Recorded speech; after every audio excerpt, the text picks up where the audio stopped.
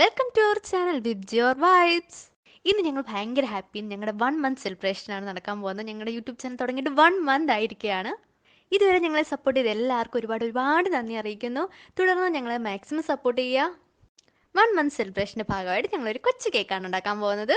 Easy eggless home made cake. അപ്പോൾ നമുക്ക് വീഡിയോയിലേക്ക് കടക്കാം. അതിന് മുമ്പ് ഞാൻ എപ്പോഴും പറഞ്ഞുകൊണ്ട് നിങ്ങൾ എൻ്റെ ചാനൽ പുതിയതായിട്ട് കാണുകയാണെങ്കിൽ സബ്സ്ക്രൈബ് ചെയ്യാൻ മറക്കരുത്. നിങ്ങൾക്ക് എൻ്റെ വീഡിയോസ് ഇഷ്ടപ്പെടുകയാണെങ്കിൽ ലൈക്ക് ചെയ്യുക, ഷെയർ ചെയ്യുക, കമൻറ്റ് ചെയ്യുക.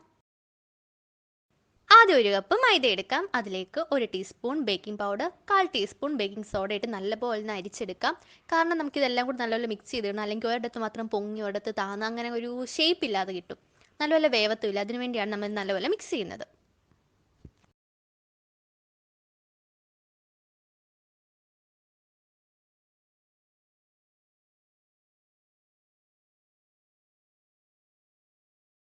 ഇനി നമുക്ക് വേറൊരു കപ്പിലേക്ക് പഞ്ചസാര പൊടിച്ചത് എടുക്കാം.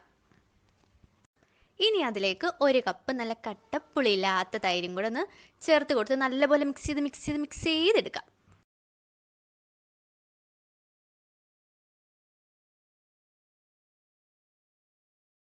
ഇനി അതിലേക്ക് 1 കപ്പ് വെജിറ്റബിൾ ഓയിലും കൂടെ ഒഴിച്ച് നല്ലപോലെ പിന്നെയും മിക്സ് ചെയ്യാം.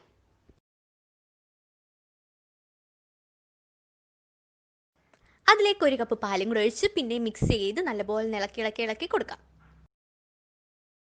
ഇനി ഇതിലേക്ക് നമ്മൾ നേരത്തെ മിക്സ് ചെയ്ത് വെച്ചിരുന്ന ആ പൊടിയും കൂടെ ഒന്ന് ആഡ് ചെയ്യുക. കുറേശ്ശെ ആഡ് ചെയ്യുക. കട്ട പിടിക്കാത്ത രീതിയിൽ നല്ലപോലെ മിക്സ് ചെയ്ത് കൊടുക്കുക. സ്പൂൺ വെച്ചിട്ടോ ബീറ്റർ വെച്ചിട്ടോ നല്ലപോലെ ഒന്ന് മിക്സ് ചെയ്യുക. കട്ട പിടിക്കാത്ത രീതിയിൽ നല്ലപോലെ മിക്സ് ചെയ്ത് വെച്ചാൽ മതി.